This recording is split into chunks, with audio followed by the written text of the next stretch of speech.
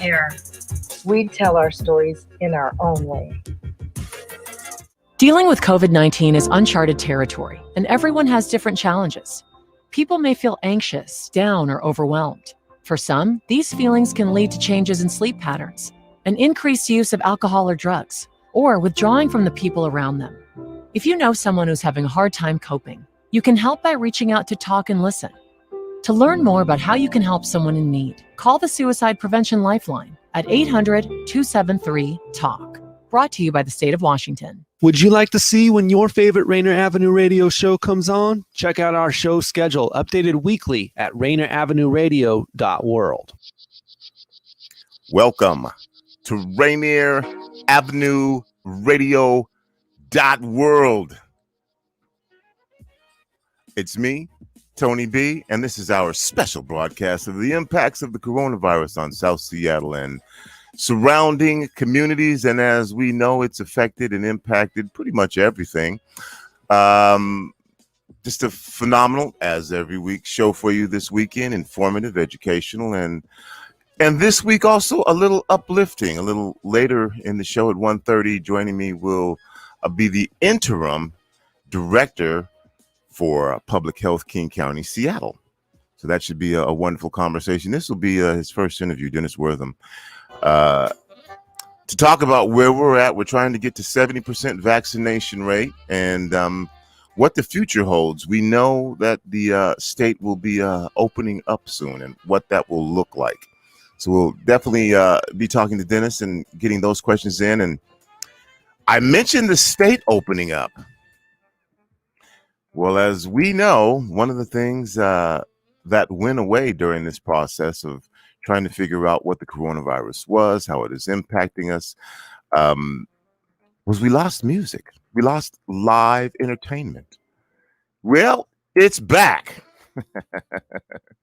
Joining me on the show are, I'm going to call them collectively, Najee's Smooth Jazz All-Stars. Each of them in their own right have established phenomenal careers in the music industry, and they are back. I want to say welcome to each of the gentlemen. I'll start with Blair Bryant, bass player. Blair, how are you? Hey, I'm good, man. How are you? Oh man, I'm fantastic. I'm so excited that the music's back. And also keyboard player Nathan Mitchell. Nathan, how are you? Doing good, my friend. How are you? Oh man, fantastic.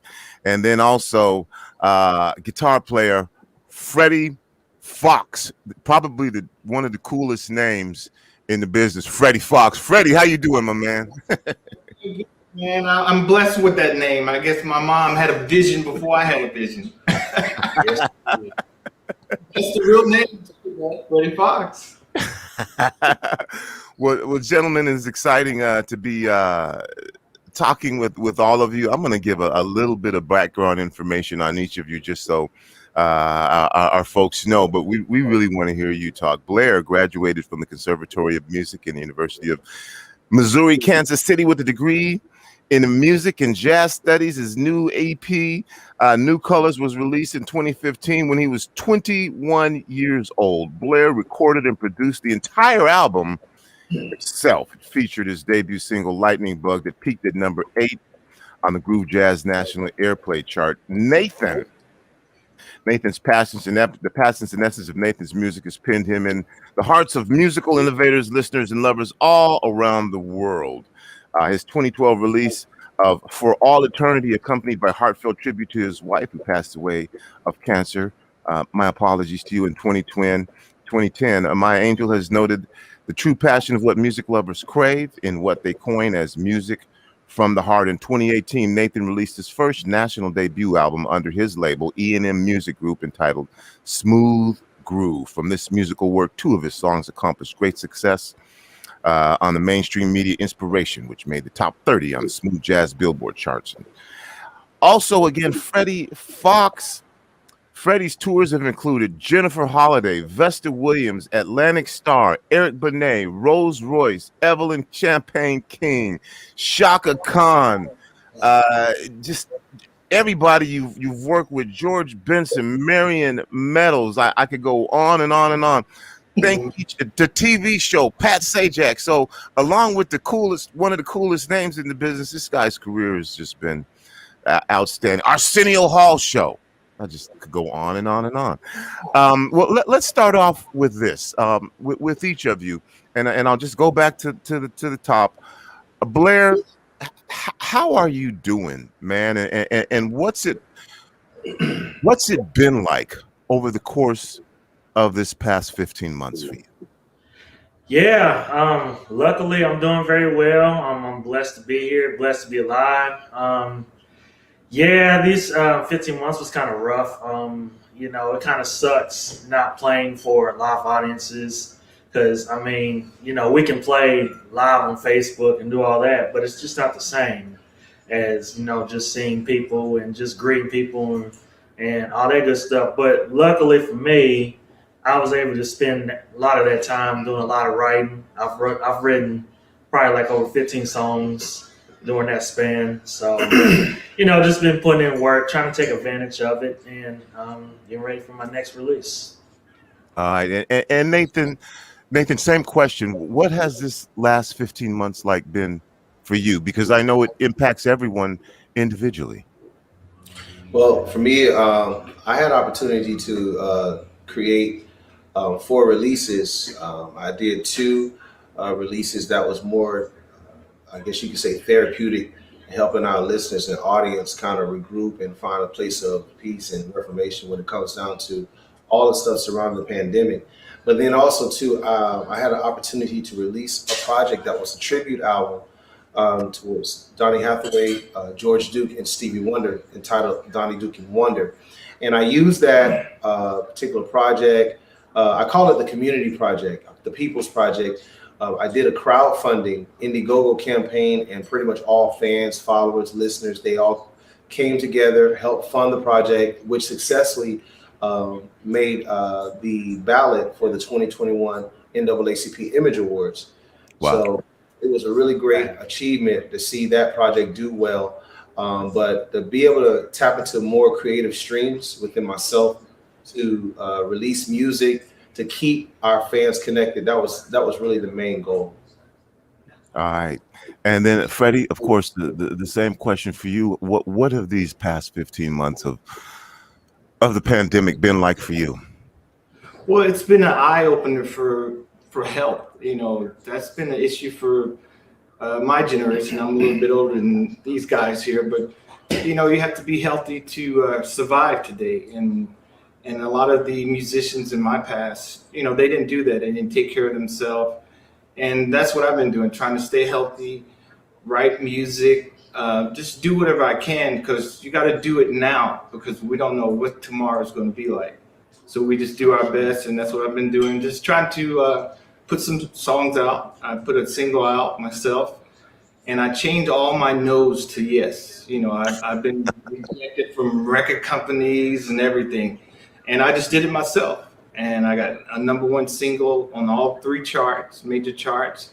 And I'm proud of myself. And hopefully I'm blessed to do more. I'm just going to keep doing what I do and do it the best I can. And this pandemic just changed everything for all of us. Right. For music. And, so we hung in there. I just practiced, stayed home, and stayed safe, because you don't have to tell me twice. If something's wrong outside, you got to stay home. I'm staying home. That's right. I'll put the mask on, especially if I see people dying. We just have to wise up in this country today, and we see how problems happen in this world if you don't listen, if you don't believe. And I believe in God, and I just pray that He protects us all and we do the right thing. Well, that is prophetic, Freddie, and thank you. Y'all this week performing at Dimitriou's Jazz Alley, a show last night, I believe 2 shows tonight, 2 shows tomorrow, and then a show on Father's Day. Is that correct? That's right. That's right. All right. And by the way, gentlemen, you look great sitting there. For those of you who are listening to us, you can also watch on YouTube or Facebook or Twitch, our visual platforms. And this just makes me so excited to see you all later on this weekend. You know I'm coming. I've known Najee for a while.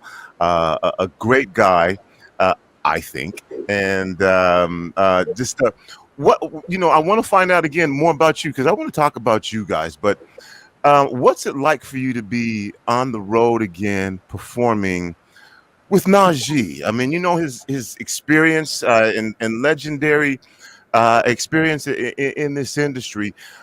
What's the reception been like? What's the vibe been like? What's the feel been like for y'all? Let us know. Now that you're out there doing, we're going to see you here in Seattle, but what has this whole thing been like, and what's it been like working with Najee again?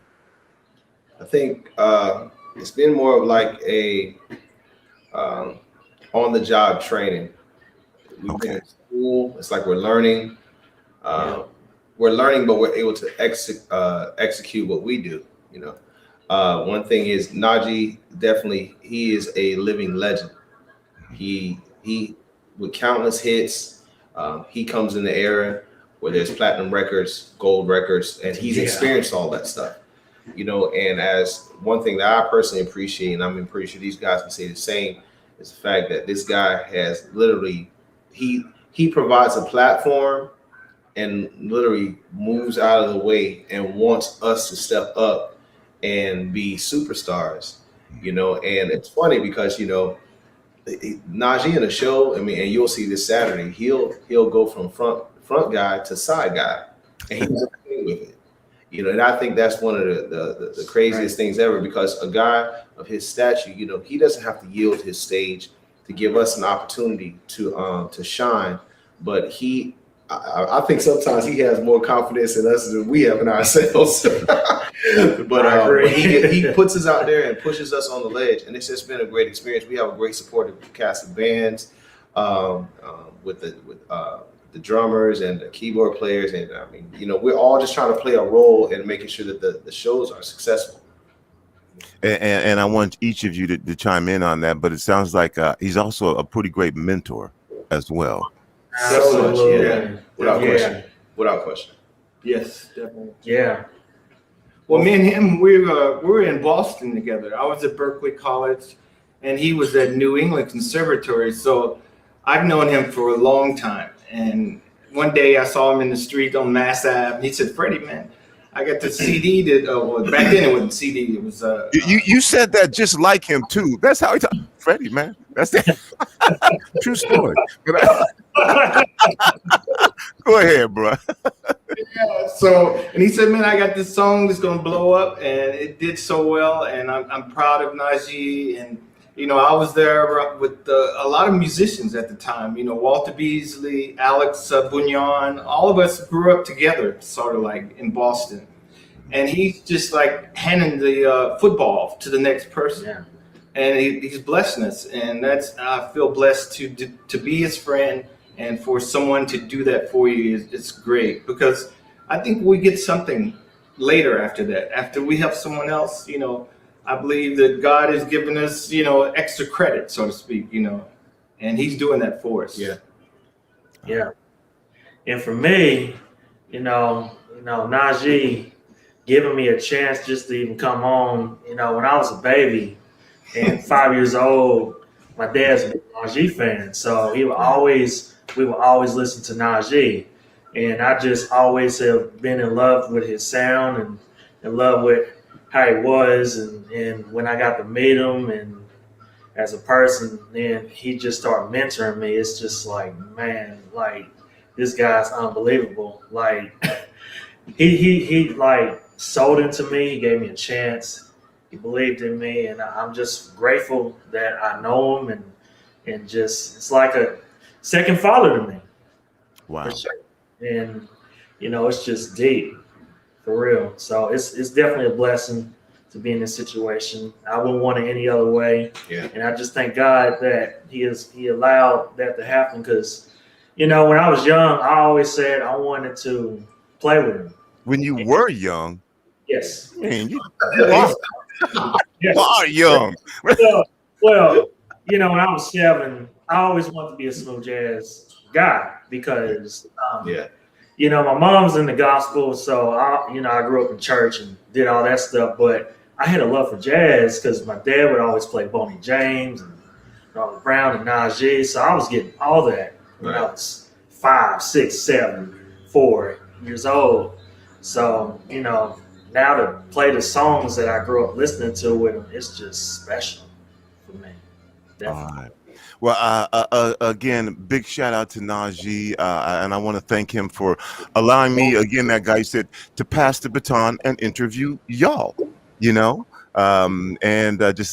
again, as far as I know, just an amazing human being, and I respect and appreciate our relationships so much. And y'all may not know, but he's come here before, not to play the sax, but to talk to us. Came all the way from Boston just to talk to us and share some things with us during a Black History Month event. But I'm gonna get at y'all now. So again, last night you have 2 shows tonight at Jazz Alley, 2 shows Saturday night at Jazz Alley, at which I'll be there, and then again a show on Father's Day on Sunday night at Dimitriou's Jazz Alley. Get your I don't want to say get your tickets because I don't know people who get tickets. Sold out. It's sold out. Yeah. Oh man. Yeah, I know, but okay, well maybe just hang around and somebody won't show up and you can sneak in. I don't want to say that either, but I'm looking forward to you guys. But let's talk about this, Blair. You're a multi-instrumentalist. Your love for music again, it started, at an early age. You grew up in church. Let's talk about your career now. Where do you see yourself going? And again, I'm gonna go back to this pandemic thing. Has it at all changed your focus? Has it renewed your energy? Be real with me. Did it dampen your spirit about the potential of what this business could be, having it shut down like that, and suddenly you're out of work? Yeah, definitely. It was definitely an eye opener. But it just renewed my energy because live music is needed. We're needed. I'm kind of next generation, so I can't give up now. Just come this far just to put it down. No way. And I don't think that's what the Lord's plan is for me. I think His plan has always been for me to be a light in a dark world. So, when this pandemic came around, I was just thinking to myself, just wait it out, because when it's over, the time is going to come back. Right. And here we are today. We're back, and the Lord kept us, and it's just meant to be, for sure. And Nathan, kind of the question for you. I mean, recently, again, a nominee for the 2021 NAACP Image Award for Outstanding Jazz Album.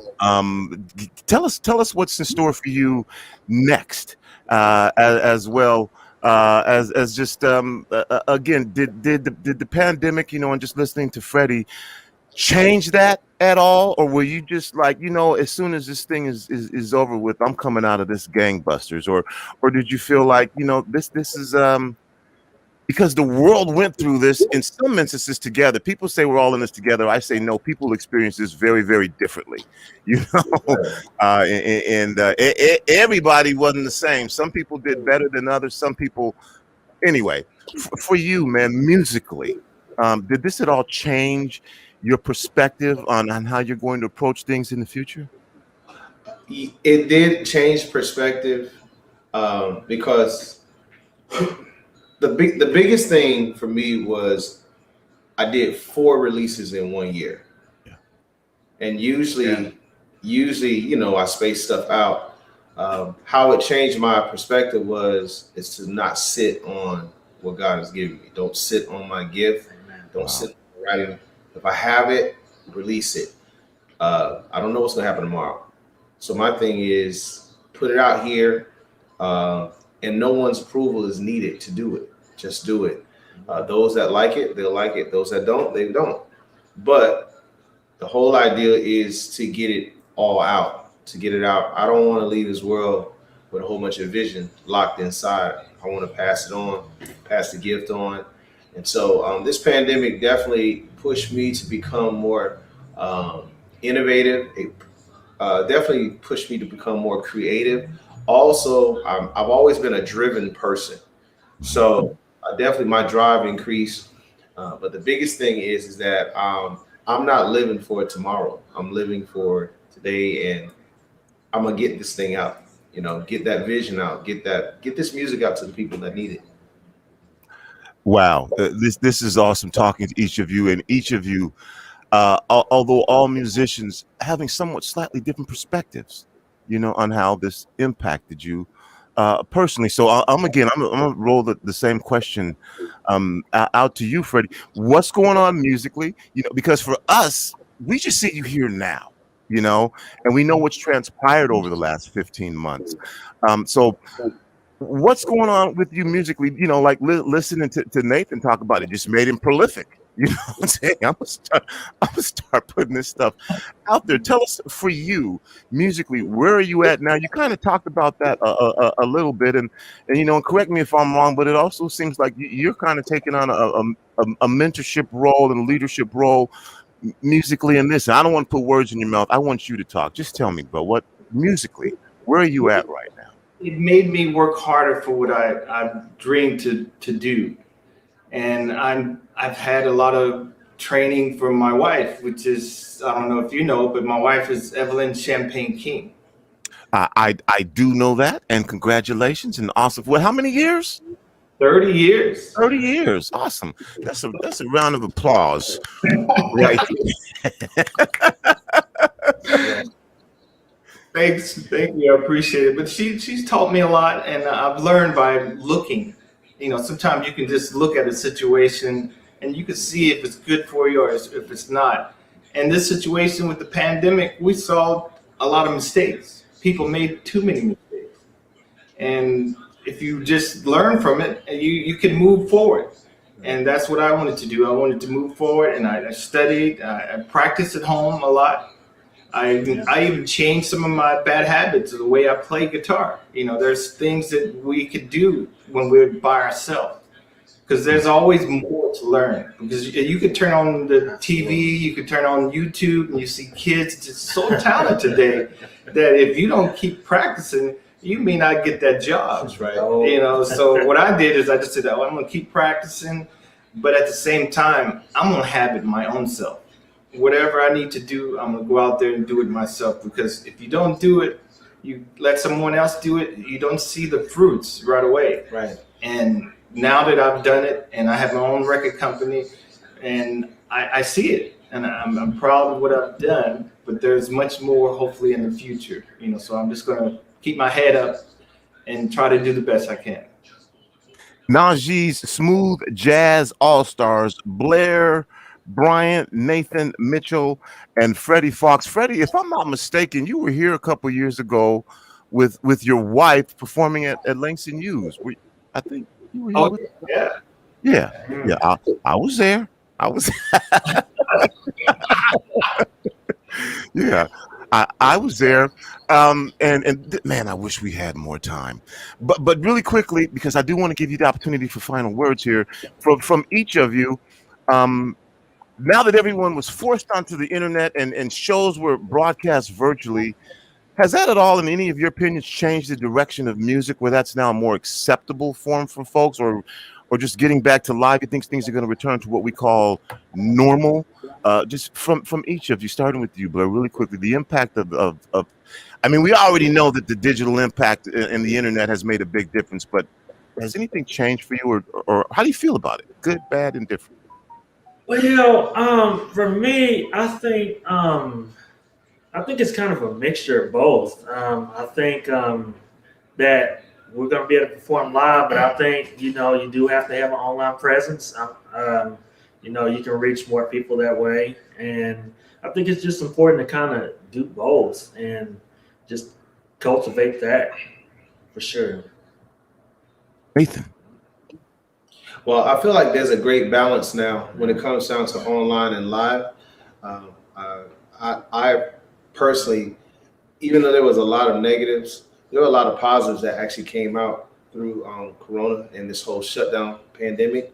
It drive people to kind of look at different methods of getting connected to artistry, music, and then two, artists having to develop shows, develop techniques of getting this stuff out online. So our audiences have expanded into different countries. So even as we're having these local shows this week, we have audiences all over the world that are tapping into what we have going on. So I think there's a great balance now that's developed between online shows as well as live. It is just so great to talk to y'all. And Nathan, again, just to echo what you were saying, it's now acceptable for me to bring y'all virtually on the show and have you here, whereas there was a point in time where it would be like, man, Tony, how come the guys aren't in the studio? We want, it'd be the same thing they'd be hearing or seeing, but it has, Nathan, I agree with you all. And Freddie, same question for you, the internet, digital, over the course of the past year when everyone was kind of pushed into that due to isolation. What is the impact on the music industry? Good, positive, bad? Mm-hmm. It was positive for me because it was a learning process. It's another source of getting yourself out there.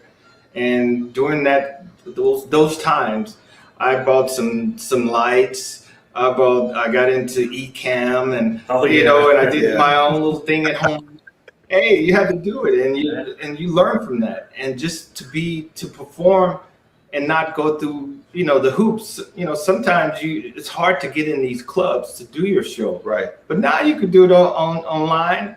And you get your fans, there. And so it's just another source that I'm just going to take with me along with the live source. And I love it. I hope hopefully there's more for us, down the line, something to help us, because being independent is a struggle. But if you do it right, it'll be great for Great rewards. Yeah. All right, I'm almost out of time here, but I gotta sneak another one in for you because I do want to give you an opportunity for final words. Anything any of y'all want to say to your fans and audiences here in Seattle, in the Northwest, that are going to be, well, at least the ones who have tickets, are able to see. And for those who don't, what should they expect to see on stage? So those are the two things, if you can give me some quick answers. Final words, and what should folks expect to see on stage? Blair, we'll start with you again. Yeah, so for me, just expect to see me rejuvenized. I'm just excited to play in front of audiences again. So I'm gonna give my all. I'm gonna leave everything on the stage and nothing else. And it's just great to be back, just playing. And I just feel you guys' energy, and I just appreciate you guys, just sticking it out. And now we're back, so we're ready to roll. Yep. All right, Nathan, same thing. I think it's going to be a great musical experience. You're experiencing classic Najee, experience the new Najee, and then you're experiencing these guys. So it's like the perfect salad. It's like you got some great mixtures. I think the energy is just going to definitely take you to a whole new place. All right, Freddie. And for myself, it just feels like family. We're all just family. We all have talents. Oh yeah. So we get to express ourselves. I know, man, this guy's crazy. But yeah, you're gonna enjoy it, and we all have something to say, and that's what makes us an individual person. We could say the same thing, but it'll mean differently because that person said it. So we're all gonna do the best we can, and you're gonna love it, and we're gonna put on a great show, and it's all positive. We need more positive in this world today, and we need music. We're going through bad times, so we used to lift people up, when we were out there live, and we're doing it now. That's what we're going to do. We're just going to have fun, enjoy it, and do what God gave us. All right. Well, I went a little bit over time. Well worth it. Gentlemen, just wonderful to have you on the show. Thank you for taking your time to do this and share with us your experiences during this coronavirus pandemic that we've experienced. Again, 2 shows tonight, 2 shows tomorrow. I will be in the house for show number 1. So if you hear somebody making noise, it ain't nobody but me and the boys. You know, don't just keep doing what you're doing. But I'm pumped, man. I don't know how long it's been since I've seen and have it be Najee and y'all. I can't wait. I might go down there tonight and just sit down and wait till anyway. Good seeing y'all. Tell Najee I said what's up. I know he had something to do today, and I look forward to meeting y'all and most importantly, hearing your performances. But it's been great talking to y'all. Thank you so much for joining me. Thank you. Awesome. Thank you for having us. Coming up next, we'll be talking to Dennis Worsham. He's the newly appointed interim director of public health for Seattle and King County, bringing nearly 30 years of experience in public health policy. As I mentioned, we're approaching the 70% vaccination rate for the state of Washington. And we're going to talk to him and find out what that means, what his goals are as the interim director, and what the future looks like for the state of Washington. Will we be getting more of what we have now? Stay tuned. We'll be back in a couple minutes and you can find out. I'll see you on Saturday, guys. This is Paul Pearson, host of Star Time. And when I'm not using my GPS to navigate the land, I'm listening to Rainier Avenue Radio.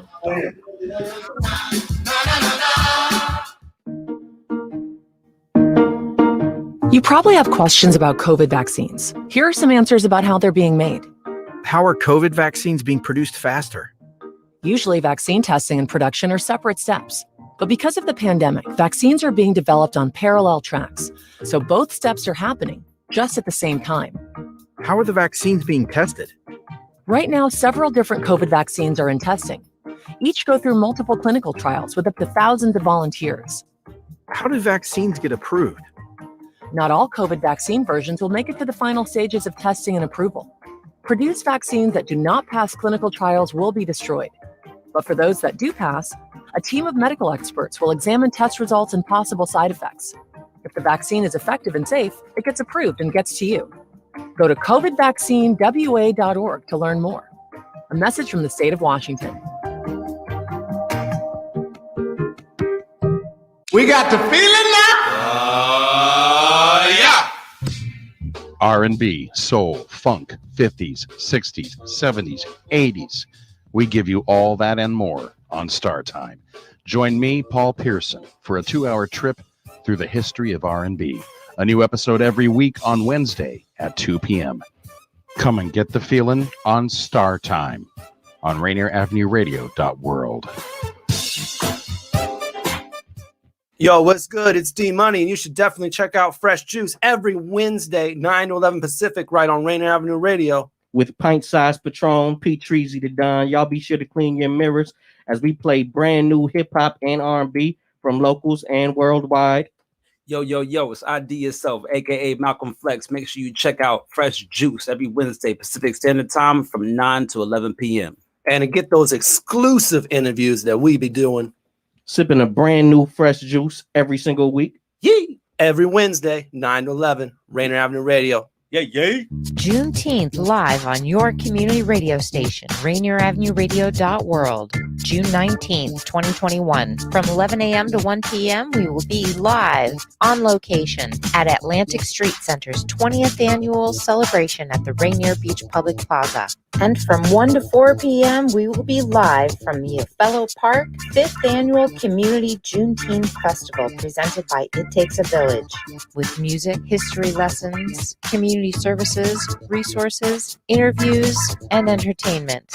Watch on Rainier Avenue Radio's YouTube, Facebook, and Twitch. Listen on our app, website, TuneIn channel, or smart speaker. Juneteenth live in the community on your community radio station, RainierAvenueRadio.world. You're listening to RainierAvenueRadio.world. Welcome back to Rainier Avenue Radio.world. It's me, Tony B, your host of the impacts of the coronavirus on South Seattle and surrounding communities. Yes, we started doing this show March 13th, 2020, every week, and we've continued to do it. And it looks like we will continue to do this because the impact of the coronavirus well, it's still here. It's still impacting us. We're still working our way through this situation. Even so, some of the things are coming back to what folks would like to call normal. There are things that have probably changed forever. And joining me on the show right now, I want to make sure that we have this connection here, because sometimes, through the internet, things can get a little wonky. Dennis, are you there? I am. I had to call in by phone. I couldn't get my computer to work. I hope you can hear me. I can hear you, and yeah, I hear you. Oh, great. Hear you very well. All right, cool in the gang. So my guest is Dennis. Is it Worsham? Am I saying the last name correctly? That is correct. That is All correct. right. Thanks for asking. And Dennis is the newly appointed interim director of public health, Seattle King County. As I mentioned, brings nearly 30 years of experience in public health, policy development, and advocacy. Dennis previously served as the Deputy Secretary for Health at the Washington State Department of Health and in various positions at Public Health, Seattle and King County, including Chief of Staff, Chief of Policy, Community Partnerships and Communications, Regional Health Officer. You've done a lot. It just tells you how old I am, Tony. Well, because what I just started with there in that introduction of you, Dennis, I'm going to start off by saying, well, first I should ask if you have a passion for the health and well-being of our communities. I'm not just going to say, first I'll start with that, then I'll get to the real question, because I know the answer is going to be yes. But we'll just put that out there first. Yeah, of course. It's so interesting. I think sometimes we often too quickly start with what our pedigree is based on our experience and work. And I generally am a person who likes to start with what I value. And I have to tell you, I came to public health, kind of fell in by accident to public health. My education is really around health services administration. And I just felt a call to the mission of public health during the AIDS epidemic and crisis in the 90s, and came to public health because it was so community driven and what it was doing, and just called me as a community member to stand up and do something more. And I fell in love with the mission of what they do, who we are, and what we do in the community, and the caring about the health of the community and individuals, and raising those voices where we need to in this process. Okay. And I wanted to give you the opportunity to say that rather than just take it for granted. So again, Dennis, as the interim director during this period of time, which we all know where we're at, how do you establish goals, or do you establish goals? Do you look to keep consistency in the direction that we're heading? Are there things that need to change with information coming at you on a daily basis, and that may change on a daily basis? How do you handle the position of being interim at this, where things may have to be set long term? Yeah, that's really a great question. I think for as you just allude in your conversation here, it's hard being an interim, right? Because you're holding a seat is sometimes perceived by others until the new director is hired. I'm hoping what I bring is I have a lot of relationships and, of course, understanding of public health. My position that I held previous in coming into this current role has been within the department and really over infectious diseases. And given that one of our major crises right now, two things that we're really leaning into is both the work around our pandemic, around COVID, and certainly racism as a public health issue. And both of those things have been near and dear to my heart and really important. And I'm just carrying on those particular areas of bodies of work. But also, as health changes in our community on a daily basis, on a weekly basis, it's important to be able to be adaptive and responsive to those things that are being raised by the community, that we're seeing through our data. So there are things that we will shift, but there are some things that need to be consistent. And certainly our response to COVID and getting to the other side of this, leaning even more in and building on the work that we've done around racism as a public health issues, those things will be consistent. Hopefully we continue to learn in our partnership with you and community and others to get better all the time in that work. And, you know, Dennis, everybody doesn't have time to keep up with the latest news because we get bombarded by so many different things, and then just trying to live day to day. So there are folks out there might be going, well, wait a minute, interim director. What? So I'm going to get into public health Kool-Aid a little bit here. Okay. Why do we have an interim director in the midst of trying to get through this pandemic? Yeah, it's a good question. We first of all, I work in the governmental system and work under Dow Constantine, who is our leader in the executive branch, as his work is important and continues on in the community. Patty Hayes, who you've had on here before, has been the director of public health for 7 years. Made a decision to step down and retire, and in that process, we wanted to keep a really open process. And a competitive process in doing a national search for a new director who really aligns with the values of what we have here in King County and certainly with public health. In order to do that, as you know, those recruitments take a long period of time, and we didn't have that grace period and able to do that in Patty's retirement time and trying to find a new one. So in bringing an interim is really trying to keep consistent practices, and of course, being here in King County and having been for many years and a resident of King County, as understanding the values of the people in the Northwest and really trying to hold those values until we can get through a competitive process. We're going to lift the voices of people in the community. When I was announced in partnership with Executive Constantine, also was announced an advisory group made up of both community and other electeds members who will help select the new director for this role, and also in how we post it. So that process takes a while. So rather than to have a period without a director, I get to step in as an opportunity as an interim director and hold the seat while we do that national search. All right, and I'll just share this with you. If you're unfamiliar with Rainier Avenue Radio, we super serve South Seattle, and because of the pandemic, you know, surrounding communities as well. And that may be a small portion of the state, but I'm sure you've heard the starfish analogy. So we really appreciate it when Patty would come on and Jeff comes on and they talk to our community, because it makes a difference, you know. Yeah. And again, I use this stuff. It makes a difference to us. It may not, you know. And I say that to say, in the search for a new director, how important is it for this new director, and maybe you don't have this information, or maybe it just be your opinion, to understand that we have a lot of different folks in this community, you know, whether you're talking about ethnicity, or if you want to call it race, or if you want to call it social economic status. And it's hard to reach everybody with one message. How important is it for the new incoming director to have that understanding? And I'm assuming at this point, and you can surely, you know, take the microphone and share, because I'm thinking that if you're in the system, you get that. And I appreciate your willingness to come on and have this be your first interview that you're giving to anyone. Yeah, you are my first interview.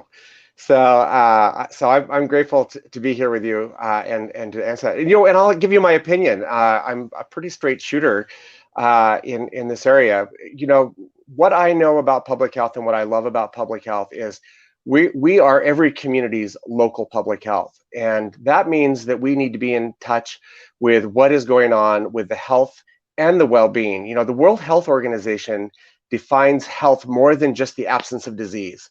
It defines health about being both spiritually and physical well-being as well as the absence of disease.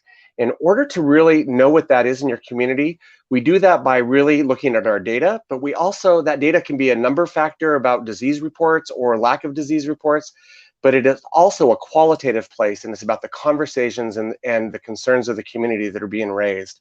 And for any director or anybody who is serving the community in a public health role, is they have to know and have the voices of the community in order to drive where we need to be focused in creating that space of health and well-being for our community. So it is important for people to understand what's going on in your community, understand the voices and the concerns of the community, so we can address those collectively, because our work has to be done in partnership.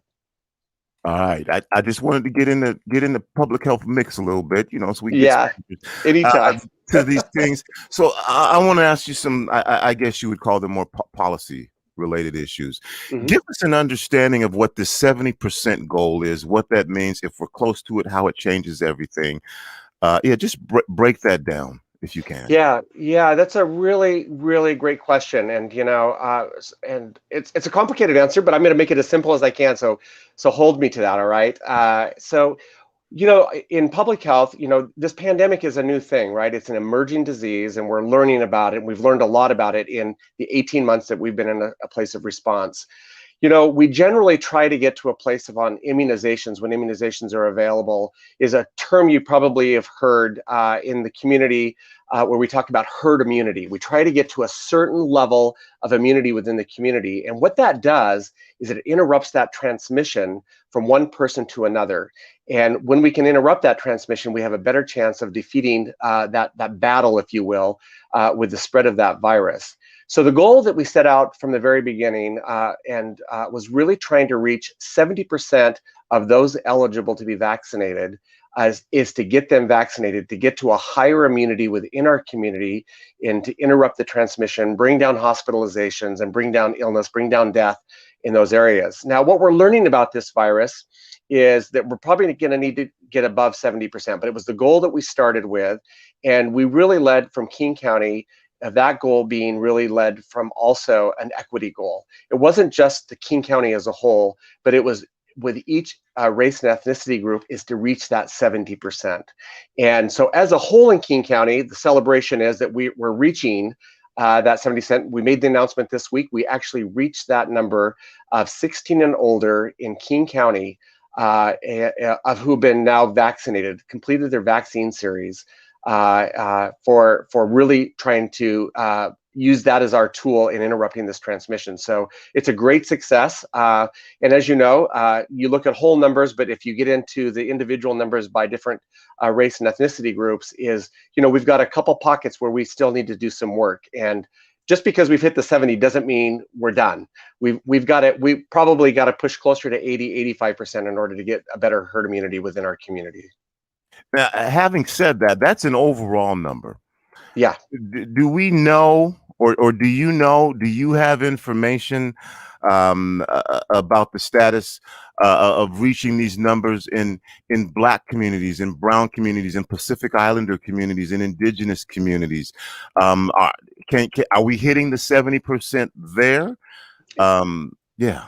That's a great question, and this is why I love public health, is because we can tell you, and I want to start with this because I think sometimes we start from a place of deficit, and I want to start from a place of celebration, and then say we got to keep going, right? So we have reached 70% across all of our race and ethnicity groups, and some of those even higher than 70%. When we look in particular at our Latinx community and our Black and African American community, we have reached 50%. And I want to acknowledge that is an accomplishment, that we have reached 50%, but it's not the goal. The goal is higher than that. The goal is the 70% and higher in these communities. So I want to take and build on the success of the 50%. We're halfway there to getting everybody vaccinated. But to close that gap, we still have a ways to go in our Black and African American population, our Latinx population. It's the only areas that we are seeing lower than 70% in our data. Mm-hmm. So the reality of it is that in Black communities, we're at 50%. 50%. 50%. And Latinx, about 50%. And Latinx communities, about 50%. That's right. What do you think can be done? And again, I know there's no silver bullet that can be done to increase that. And what do you see as some of the hindrances to making that happen? I'll answer your question, but I also want to flip that question back because I think that having some insight, from you and your connection to community might help us as well in this area. So, well, first of all, I just want to acknowledge that part of the challenge, right, is that it's a new vaccine, so there is some vaccine hesitancy for folks. Just naturally. And in particular, I think and acknowledge that there's mistrust in the healthcare system and the governmental system for really good reasons for this really long systemic racism that we have seen in this country. And we've got to continue to bring out the important messages about how effective, how safe, that message to the communities and be able to get there. The best way we're going to get there and really close those gaps is it's going to not be, as you say, the silver bullet. It's going to be different modalities in getting there. We're going to need to really partner in with community partners, people who are trusted voices within that community, from both the healthcare system, from community-based organizations, from faith-based communities, in order to be able to have them stand with us and to be able to reach into the community and let us come into the community, let us provide those services where people are gathering, whether that's in a place of faith, whether that's in a community gathering space, whether that's a place that people celebrate, whether that's a place that people work. But we've got to bring those to the community, and we've got to do that in partnership with a variety of partners who are trusted voices within different parts of our community. Well, I'll tell you, Dennis. I don't tell people what to do. Because I haven't walked in their shoes. Right. And I know that that's a big deal, walking in somebody else's shoes and what they've been through. We can take examples from just finding out about the massacre that took place at Black Wall Street, Right. and how that silenced a community and what that left that community with. If you don't understand that, then you're not going to have an easy time figuring out why nobody said anything. Well, Right. why did everyone just keep it quiet? Well, you didn't have 36 blocks of your community burned down to the ground. Right. And then the next day, the headline was "Blacks killed 2 people." So to say that is just, I don't tell people what to think. However, I know that immunizations are just down across the board, whether you're talking about measles or whether you're talking about whooping cough, because of what's happened with the coronavirus. And I don't want to see our community get decimated by things that we can prevent. So that's just my little public statement on that, my little soapbox moment. No, I appreciate it, Tony. I just want to call out, I just want to pause for a moment and just say I understand, and I do think it is, from a place of public health, and we've also, as you know, and have had conversations with leaders within our public health sector, is that racism as a public health crisis is really a crisis. And we understand that when it comes to healthcare, when it comes into healthcare delivery, and it comes into immunizations, that we have a history that is not good in this country. And that is part of a challenge that we have to overcome, and we need to own and acknowledge as we step into this place and speak our truth and really our shame around that part of our history. And really trying to be honest and authentic about how we show up and about what we're learning in science and what we know and what we don't know. And so people can make those informed decisions about where they're at. Part of the success, I will say, as I said, I wanted to highlight some of the successes as well as not just understanding the deficit, but in the Black and African community in King County, of our 50 and older population who has really been most vulnerable to hospitalizations and death, 70% of Black residents are vaccinated and made that decision to get vaccinated. And because of that, we're seeing, less hospitalizations and less deaths. So it's really the younger population, the below 50, that we need to speak in and step into that space of being able to have these conversations and understanding what those barriers are and what those fears are, and to be able to address those for folks as they have them, because we haven't walked in their shoes and we don't know what their experience is. And again, my guest is Dennis Worsham, the interim director for Public Health Seattle, King County. We're just getting an update and having a conversation about where we are at right now. Let's talk about what folks are referring to, and maybe this is what they are, variants. And we're hearing something now about the danger of variants that are out there. Can you share information? We've heard something about a Russian variant, a European variant. Does the vaccine that we're taking now protect against those? Have you seen changes in hospitalizations based on those variants? Just whatever I may not be asking the right questions, but I think you know what I'm trying to get at here. Oh, I think you've done your homework. So you're asking the right questions. So yes, let's talk about variants. So, when we, first of all, it's important to understand, we've come to know this, as the COVID-19, and but those letters mean something, and what the COVID is a coronavirus, and coronaviruses continue to evolve, and they continue to change, right? They are looking for a way of surviving as a virus and to live, right? And so you'll see these variants or these spin-offs as it tries to adapt to different environments. What we know right now is that in our region and across the state is over 80% of the new confirmed cases are of one variant or another.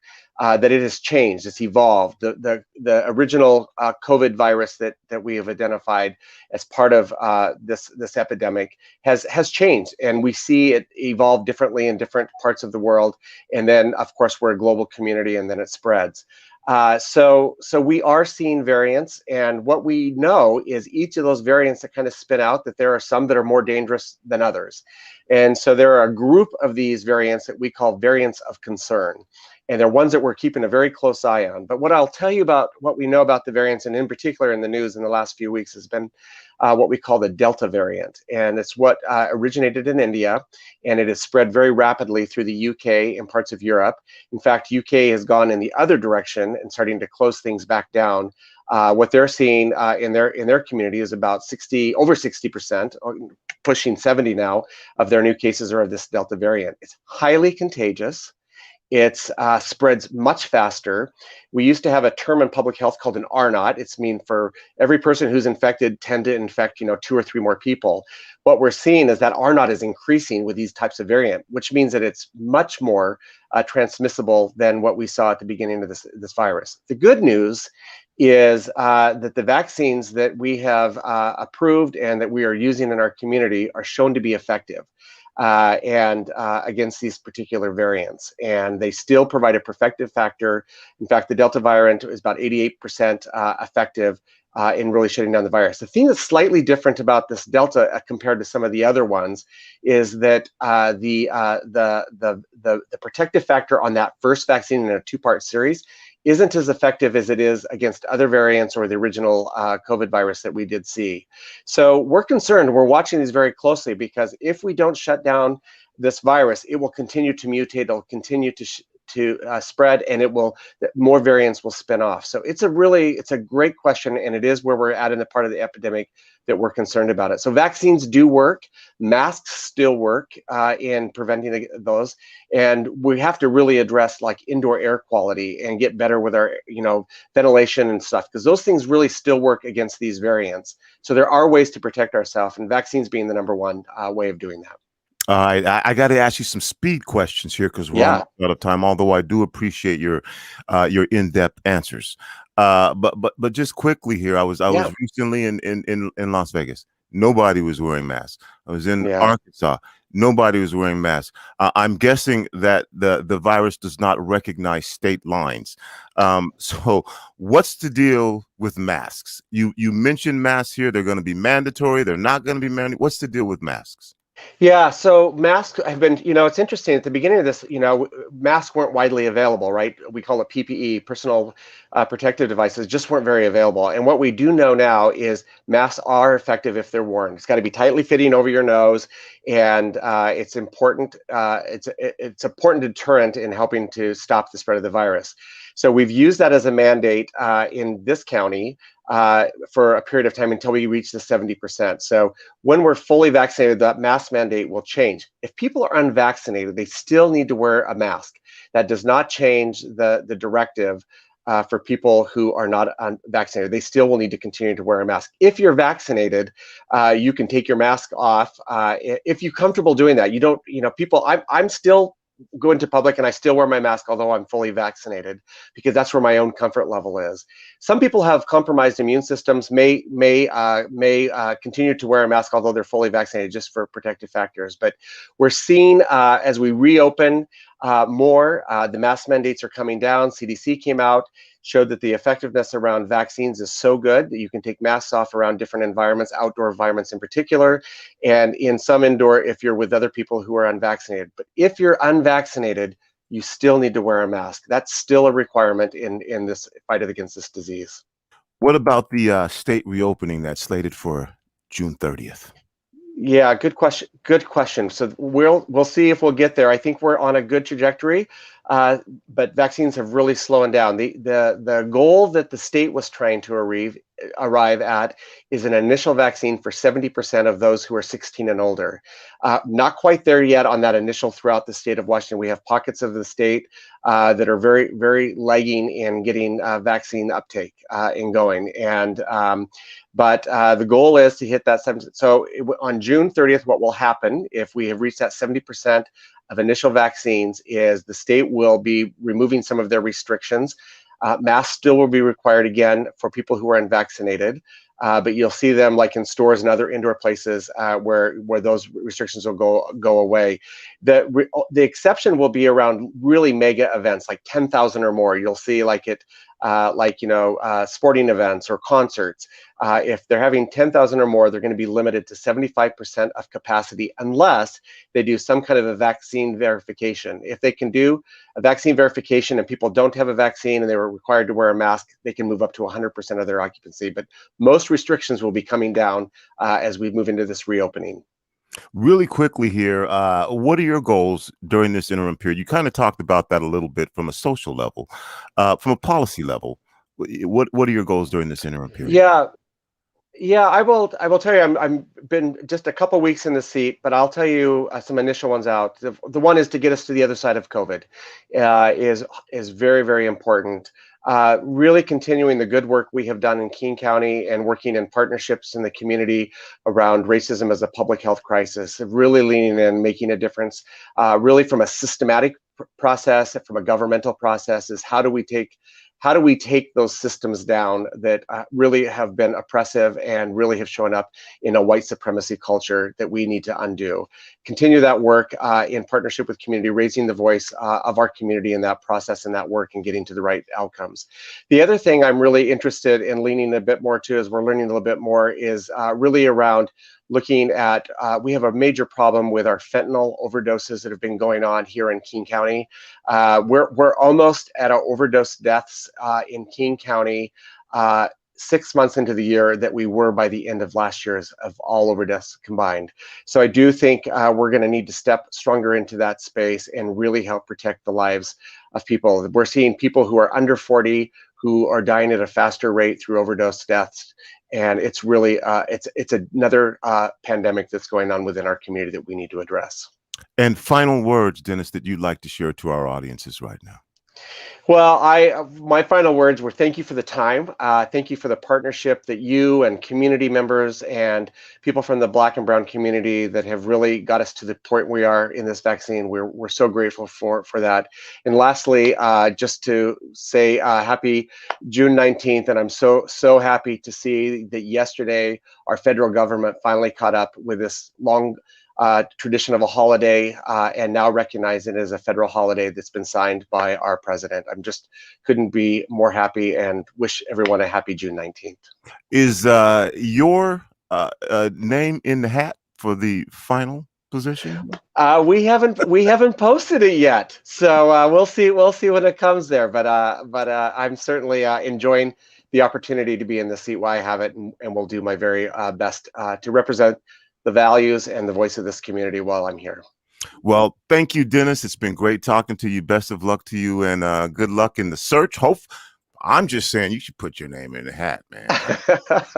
Well, thank you, Tony V. I will call you as one of my references. See if it's okay to list you. Well, that and a quarter might get you a cup of coffee, but again, maybe not. And speaking of Juneteenth, Dennis, before you go, if you're looking for something to do, Rainier Avenue Radio is broadcasting 2 Juneteenth events. On Saturday from 11 to 1, we'll be broadcasting live with Atlantic Street Center's 20th celebration of June. 20th celebration. I said it again, 20th, because a lot of folks didn't find out about the celebration until a couple years ago. And that'll be at the Rainier Beach Community Center. So that will be happening. And then from 1 to 4, we'll be at Othello Park for the It Takes a Village Juneteenth celebration. So we're doing 2 Juneteenth celebrations. I think the more the merrier. And so if you can't make it down there, tune in to Rainier Avenue Radio and get some information about Juneteenth, the history of Juneteenth. And then I'll just follow that up by saying that we're also having a streaming event at Pier 62 for Make Music Day. We're not actually encouraging people to come down, but we'll be on the pier, and I've had to deal with those COVID restrictions. And if you do come down, we're going to be doing contact tracing if you want to come on the pier. But we're going to be playing music, Seattle artists, Seattle musicians, interactive opportunities as we try to, again, get on the other side of this COVID thing while still managing and making sure we stay safe and healthy. So there you are. That's it. That's all the time that I have. That's going to do it for the kid. Dennis, thanks for joining us on Thank you, Tony B. And remember, coming up here quickly, we've got more community broadcasts on the coronavirus for the next hour. And whether you believe you can or whether you believe you can't, you are probably right. I'm out. Peace.